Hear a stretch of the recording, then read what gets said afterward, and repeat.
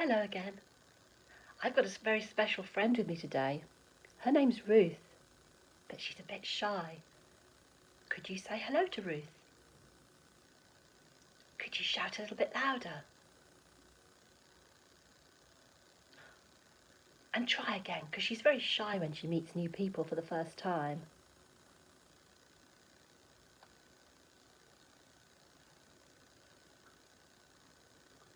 So she said hello to you.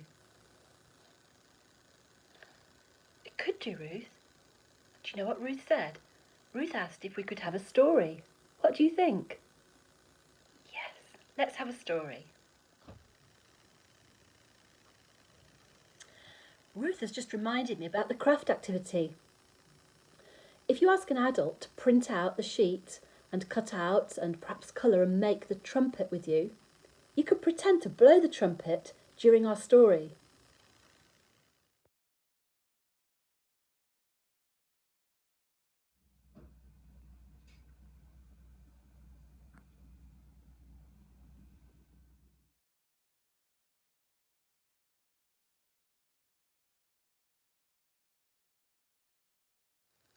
The warrior leader. After Moses died, God gave his people a new leader. His name was Joshua, which means... It does. It means the Lord saves. Joshua was going to lead God's people into the special land God had promised to give them. By this time, God's people had been wandering around that baking desert for 40 years.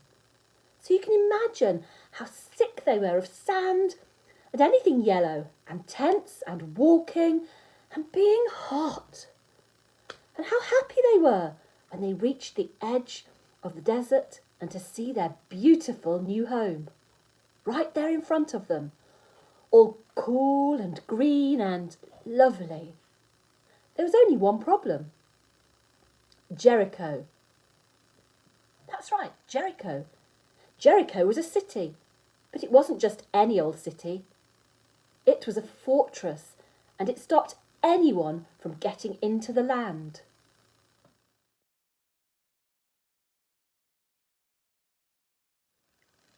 The people looked at Jericho, at the big, scary giant walls all around it, at the tall, towering ramparts, at the heavy iron gates bolted shut, at each other.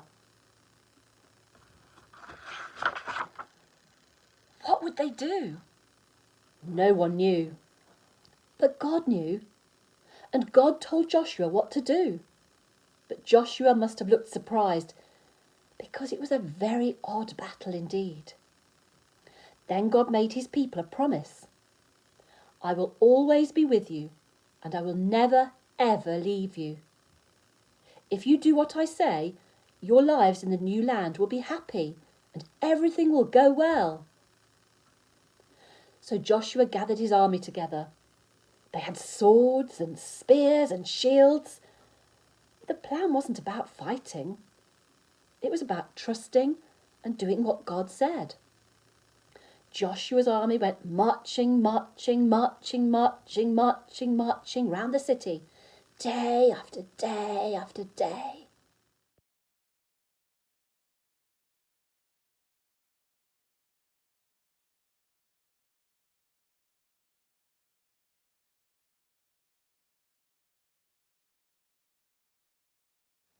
They're too scared to fight, the people of Jericho said. But they were wrong. God's people weren't scared. They were waiting. Waiting for God to tell them what to do next. On the seventh day, God told his people to march around the city, not once, but 7 times. 1, 2, 3, 4, 5, 6, 7. Then God told everyone to make as much noise as they could. Has anyone ever told you to make as much noise as you could? Well, can you imagine that noise with lots and lots of other people too? You get the idea. Ear-splitting.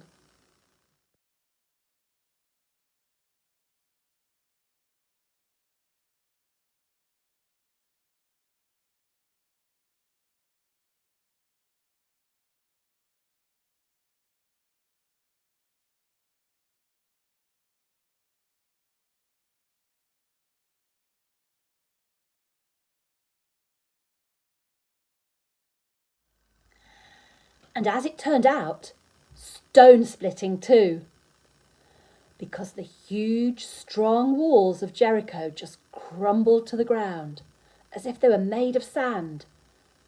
Jericho vanished in a cloud of dust.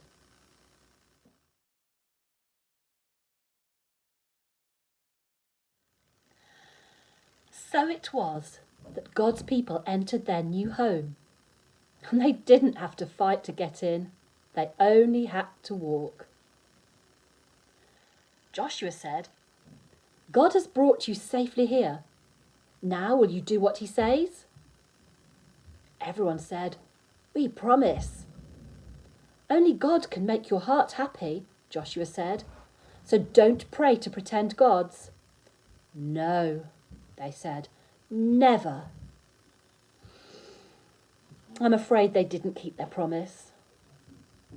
They didn't do what God had said, and many years later, just as God had warned, things would go badly for God's people. They would lose their home. Enemies would capture them and take them off as slaves, and God's people would scatter into many different lands. But God's plan was still working.